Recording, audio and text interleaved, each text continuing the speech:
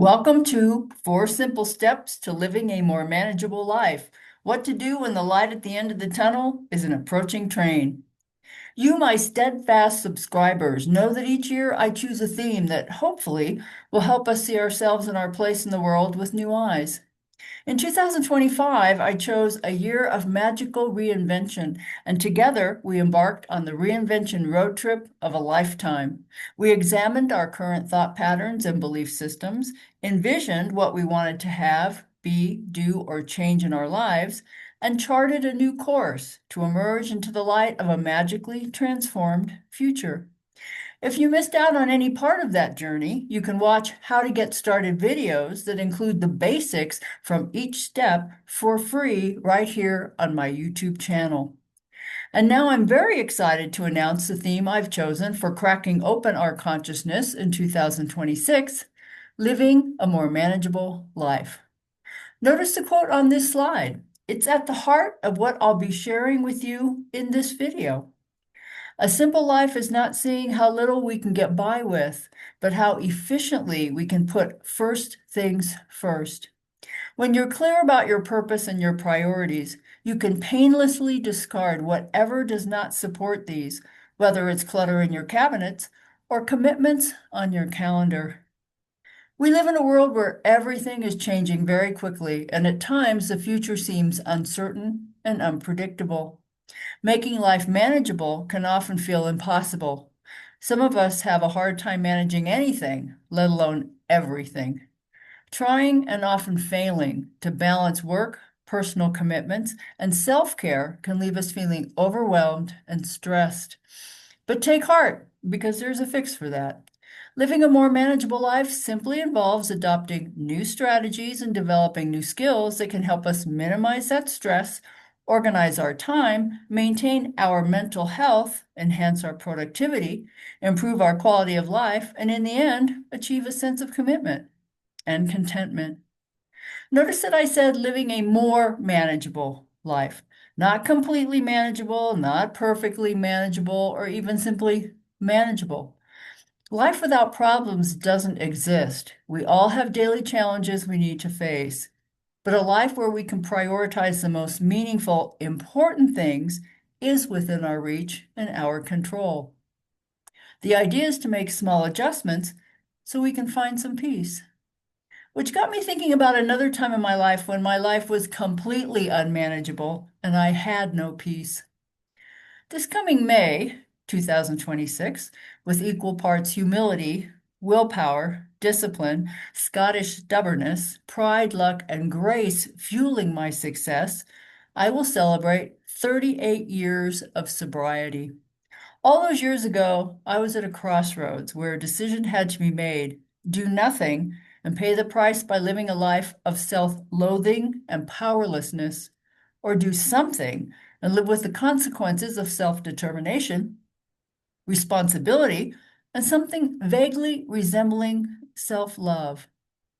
Fortunately, a little bit of sanity and a whole lot of desperation prevailed, and I decided to do something. I entered a 6-week outpatient alcohol recovery program. The program gave us lots of very useful tools to help us reach the goal of lasting sobriety. The foundational tool was, of course, the 12 steps of Alcoholics Anonymous. The 12 steps are the directions meant to provide a path to living a substance-free life. The first step is the key, which states, admitted we were powerless over alcohol and that our lives had become unmanageable. The remaining 11 steps are the bedrock on which happy and purposeful lives might be built. Now, to say that the 12 steps saved my life would be an understatement.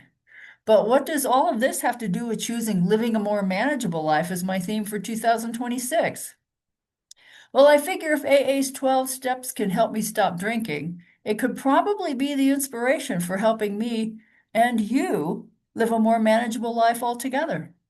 And it won't even take 12 steps. After all, I'm a business process engineer by profession, so why take 12 steps when I can name that tune for us in just 4 notes? So without further ado, welcome to the 4 Simple Steps to Living a More Manageable Life.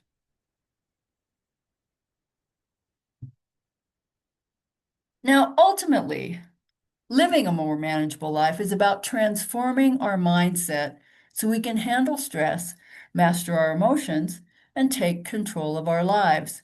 Peter Drucker described it like this: do the right things instead of trying to do everything right.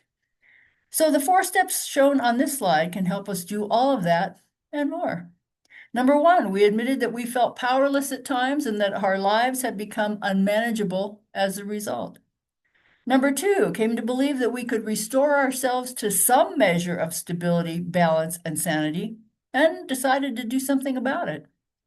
Number three, made a searching, honest, and fearless personal inventory of our habits, behaviors, and present circumstances in order to uncover how powerlessness and unmanageability had manifested in our lives. And number four, implemented an action plan to address our difficulties and move from a state of chaos and powerlessness to one of order and control.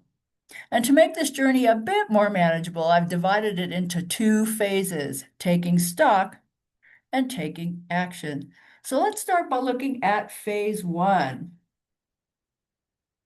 taking stock. When life feels tough, it can help to take a step back and reassess your situation. To recognize how your life has become unmanageable and determine how to get back in control, you must understand where you are now. To take stock means to pause and evaluate your current situation, habits, behaviors, and feelings non-judgmentally. It's a period of self-reflection where you look at where you are and where you've been in order to figure out where you want to go. So some of the topics we'll be exploring during this phase in the coming months are: what does a manageable life look like? How has unmanageability manifested in my life? What does it mean to feel powerless? To what extent are my present circumstances contributing to the consequences of feeling powerless and out of control? What habits and behaviors do I have that could be allowing chaos to rule my life? Now let's take a look at phase two, taking action. To take action means to do something in order to achieve a specific result or address a problem. Taking action refers to moving beyond just making plans and wishing them into the realm of doing. It involves translating one's intentions, ideas, and plans into concrete results in order to make progress possible and success achievable. Most importantly, it's a sign of purposeful engagement. Taking action is about beginning to take the necessary steps to achieve your goals, conscientiously making decisions that lead to change, taking the initiative and effort to implement plans effectively, and maintaining sustained effort over time. Some of the topics we'll be exploring during this phase in the coming months are: what life management skills and strategies can I adopt to bring about some measure of stability, balance, and sanity to my life? What actions can I take to put these skills and strategies into practice? And how can I stay the course in order to achieve a harmonious balance that will nurture all aspects of my well-being, including my physical, mental, and emotional health, as well as my relationships, personal growth, and overall sense of purpose? So let's take a closer look at each step in this process. Step number one, we admitted that we felt powerless at times and that our lives had become unmanageable as a result. So step one is the foundational work that sets the stage for all of 2026. The focus is on 3 key concepts: the importance of admission, how powerlessness leads to unmanageability, and what an unmanageable life looks like. If step one is the foundation, then the first concept, admitting, is the actual first step that must be taken before the first step can be successfully achieved. Admitting we have a problem and are willing to work through it will propel us forward. Before we can become empowered, we must remove denial. One of the biggest signs that our lives have become unmanageable is that we are, in fact, living in denial. Denial is a powerful psychological defense mechanism that can prevent us from dealing with the challenges of our daily lives and keep us from addressing the things we can change. We can't get help until we admit that we need help. Now, the willingness to admit to something is in itself an intention to move in a new direction in terms of both brain pathways and life pathways. Admission functions as the critical bridge between recognizing a problem and taking action to do something to resolve it. In terms of living a more manageable life, admission serves several transformative functions. Breaking denial. Admitting we need help is the primary antidote to denial. Creating a mindset for change. Admission signals that we are becoming aware of problematic behaviors, allowing us to focus on previously ignored or avoided issues. Demonstrating self-awareness. Admitting a need for help shows a high level of maturity, wisdom, and the ability to make informed decisions about one's well-being. And after all, who doesn't want to appear mature, wise, and able to make informed decisions? And then reducing stress, being proactive. We can effectively reduce the chronic stressors that are often a result of unmanageability in our lives. Now, the next most important concept in step one is powerlessness. So let's first talk about what power means. Power is the ability to do what you need or want to do effectively. If you don't own this kind of power, you lose your sense of peace and you're in a very vulnerable place. On the other hand, powerlessness is the perception that we lack control over situations, personal or professional circumstances, and outcomes. When others hold authority or control over our lives, this can influence all of our interactions significantly, limit opportunities, and reinforce feelings of powerlessness in shaping our future. Powerlessness can lead to negative mental states such as anxiety, stress, and low self-esteem. The feeling of powerlessness can also affect social interactions by fostering withdrawal or passivity in relationships. And powerlessness leads to lower motivation, hindering us from pursuing our goals actively and decreasing initiative, causing less proactive behavior in daily tasks. And then the last important concept in step one is unmanageability. Now, unmanageability is closely connected to powerlessness and feeling like things are out of our control. An unmanageable life refers to the state where an individual feels powerless and unable to control or manage their circumstances, often leading to chaos and dysfunction in daily living. Also, feelings of restlessness, irritability, and discontent often accompany unmanageability, making it hard to find peace or satisfaction. But if we let chaos rule our lives, then that can take a toll on us, especially over time. When our lives get busy and chaotic, it's so easy to become overwhelmed by everything. And if we're overwhelmed or emotional, then it's hard to juggle anything. And when our lives are busy, stressful, and chaotic, every little thing can seem huge, beyond our control, and unmanageable. Okay, so now we've taken that important first step and cleared the initial hurdle in our quest for living a more manageable life. And so now maybe you're thinking that this is enough. After all, once we admit we need help, can't we just go get it? Well, unfortunately, this is only the first step. More needs to be done. So let's move on to step two in our four-step plan.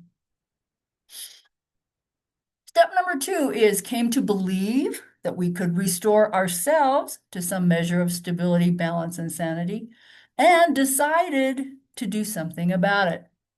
So like step one, there are three key concepts in this step.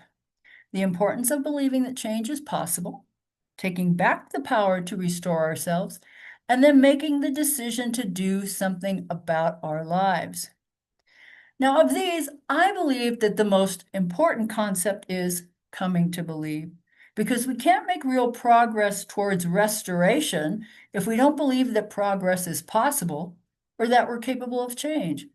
Belief must come first before change can happen. and false beliefs about our ability to change can hold us back from gaining freedom. So, what exactly is a belief? Well, a belief is something we consider to be a fact. Beliefs are basically the guiding principles that provide direction and meaning in our lives. We use our beliefs to understand and navigate our world. Now, beliefs can be limiting or empowering. A limiting belief is a conviction or thought pattern that holds us back in some way, often unconsciously. It's a belief that we think is true, but it limits our potential or the way we perceive our abilities, circumstances, or opportunities. On the other hand, empowering beliefs invoke positive thoughts and emotions, allow us to act resiliently, and enable us to believe in ourselves.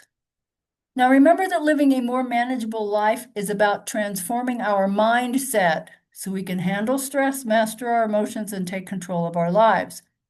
Recognizing and challenging limiting beliefs is a big part of this transformation because once we shift those beliefs, it opens up new possibilities and ways of thinking, which is essential if we are to begin living more manageable lives by adopting new coping strategies and developing new skills. Now, it takes time and conscious effort to learn new habits and embrace new ways of thinking and believing, but it all becomes worth it when we realize that we can take control of the only thing we can control, ourselves. Now, by the way, if you'd like to do a deeper dive into the concept of beliefs, you can watch my free video, Releasing Limiting Beliefs, 2 Simple Steps to Gaining Freedom, right here on my YouTube channel. Now, the next key concept is restoring ourselves. Remember how I defined power in step 1 as the ability to do what we ourselves need or want to do. The key word here is ourselves. The power behind step 2 is that we have the power to restore ourselves. To take back the power to restore ourselves generally means to regain control and authority over one's own well-being, healing process, or life trajectory. It emphasizes an internal, personal journey rather than reliance on external forces or circumstances. Now, we know every natural instinct cries out against the idea of personal powerlessness, and believing that we have no power affects our belief in our ability to influence our own lives and outcomes. But believing not only that we can change, but that we can control that change is vital to living a more manageable life. And then the third concept in step 2 that makes success possible is the importance of deciding to take action. So you are now at a crossroads. This is your opportunity to make the most important decision you will ever make in your quest for restoring yourself to sanity, regaining power, and taking control in order to live a more manageable life. And you need to make this decision conscientiously, carefully, and powerfully.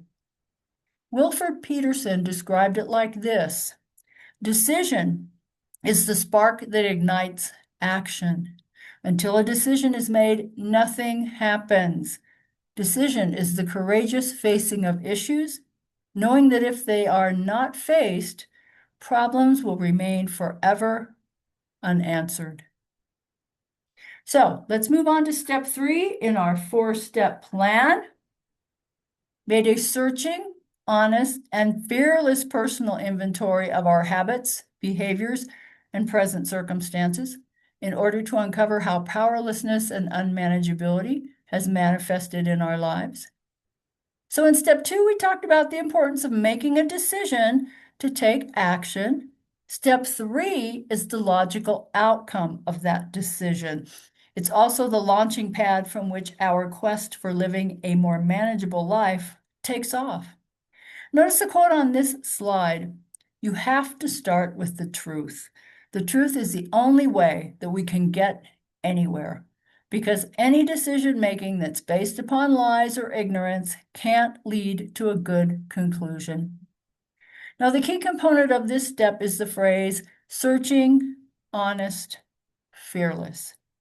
Once we admit that powerlessness and unmanageability have manifested in our lives, We need to look at the habits, behaviors, and circumstances that resulted in the feelings of powerlessness and unmanageability. Being able to identify problems is the first step toward finding creative solutions. And to begin, we must ask ourselves, how did I get here?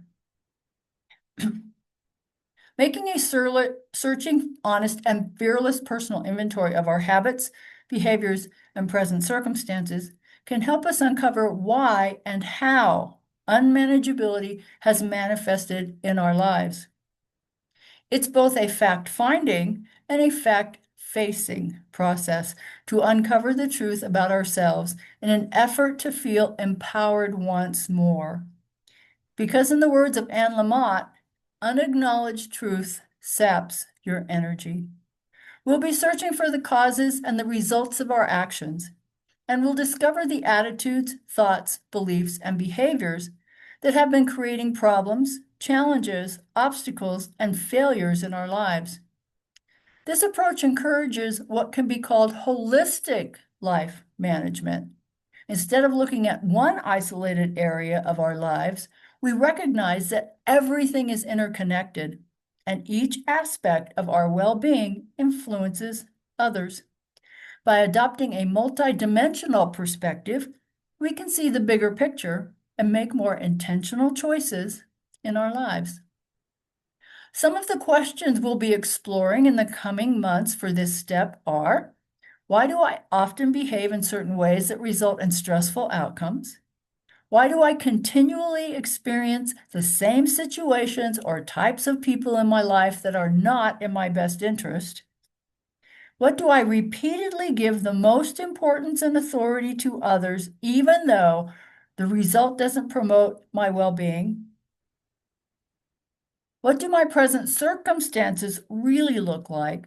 And how are they contributing to the feeling of powerlessness, being out of control, and unmanageability? What habits and behaviors do I have that are contributing factors?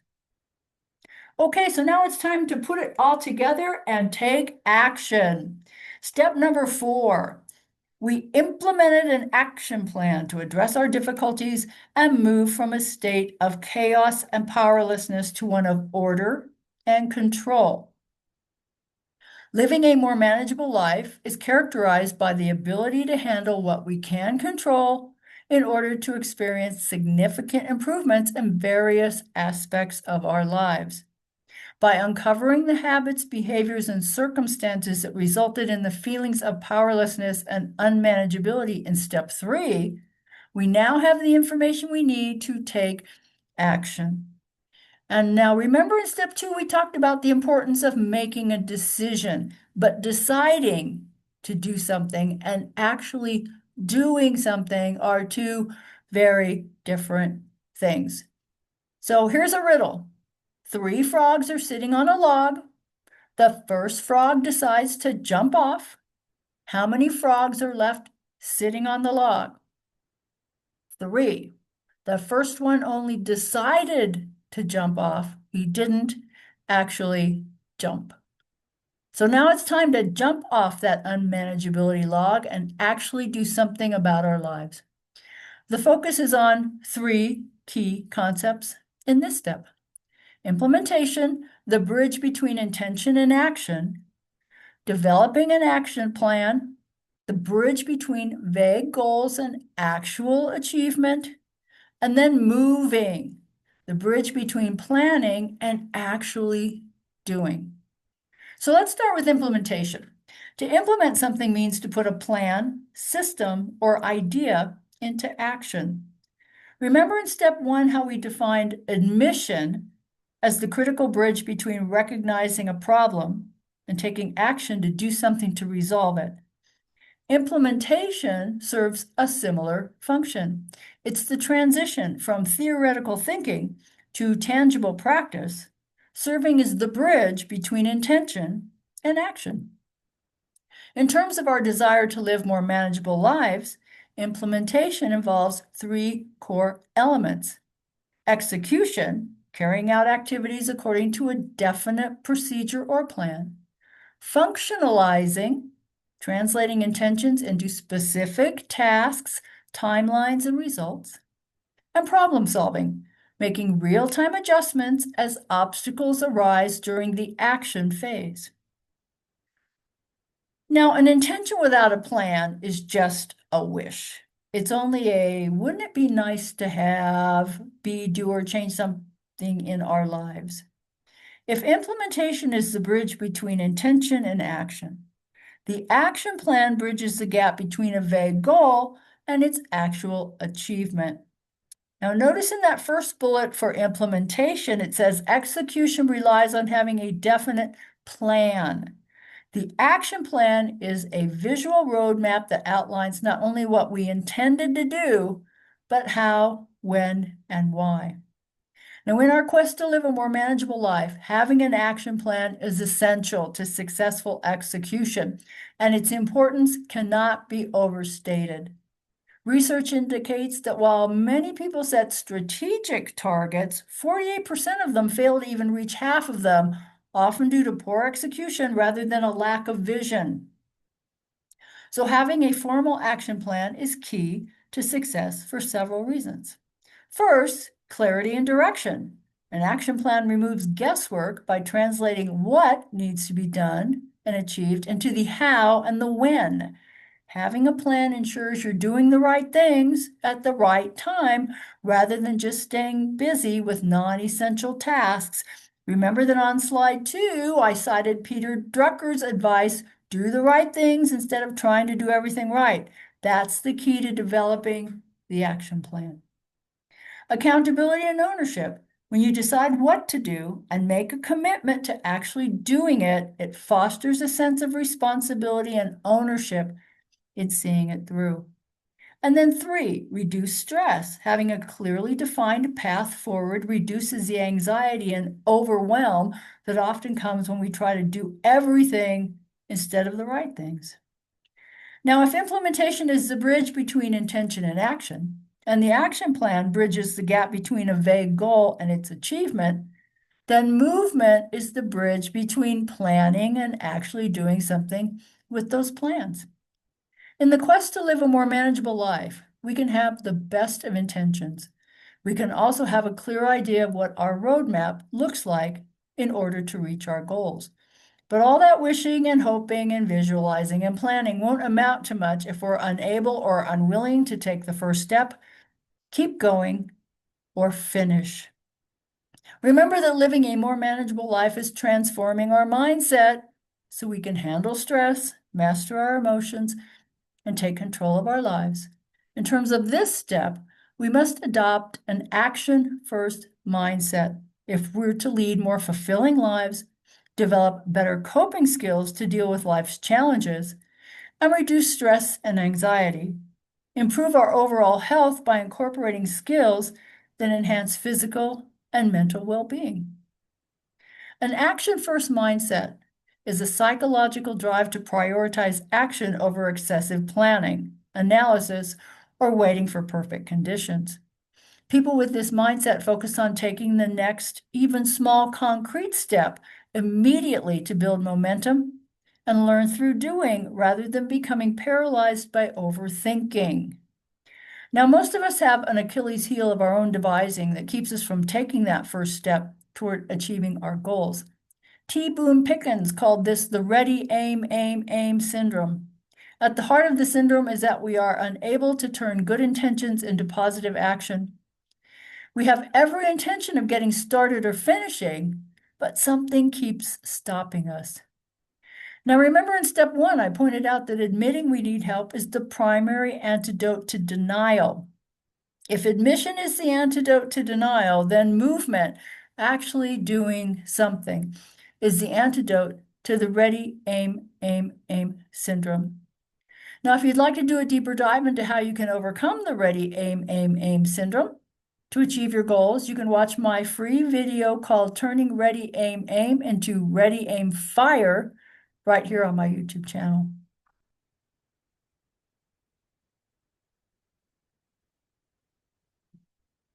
So I hope you've enjoyed this video about the 4 simple steps to living a more manageable life, and you're ready to join the quest. Throughout 2026, I'll be providing insights, strategies, tips, and tricks that can be a catalyst for change, helping us to adjust our behaviors, habits, and actions to handle various aspects of our lives more efficiently. Because remember, by focusing on what we can control, we can make our lives feel much more manageable and less reliant on external factors. And this slide shows you how you can be part of that journey and join the quest. First, subscribe to my newsletter. So, do you love being in the know? Do you enjoy getting freebies and goodies because you're in the know? Then click like a bunny, sign up for my newsletter, and be prepared to crack open your own consciousness. Plus, you'll be the first to know about special deals, giveaways, upcoming classes, and other subscriber perks. Now, to receive the newsletter, you'll need to fill out the subscribe form on my website, but rest assured I respect your privacy. Your email address will never be used for any other purpose than to give you the latest news, plus some perks and some swag now and again. And feel free to unsubscribe at any time, although I hope you will stick around for the goodies. Next, you can register for my online classes. Now, I offer both paid and free classes each month. You can go to my website to see what's on tap. The first paid class for 2026 is called Finding Your Kiss Button, Living a More Manageable Life. The purpose of this class is to do a deep dive into what living a more manageable life is all about. We'll start by defining what a manageable life is and what it isn't. After all, how can we know what our lives have become unmanageable when we have no idea what manageability even looks like? Then we'll learn how to identify the areas in our lives where unmanageability is manifesting. Next, you can watch free videos. Throughout 2026, I'll be posting new videos that will explore each of the topics I discussed in this video in depth, and you're going to be able to watch those for free. Last, you can contact me if you'd like to go deeper into this subject or any subject and would like additional one-on-one coaching. You just need to let me know, and we can determine the best way ahead for you. Use the contact me form on my website to let me know what more I can do for you. And you can follow me on Facebook, LinkedIn, Instagram, here on YouTube, and Pinterest. So here's to the quest, and thanks for watching.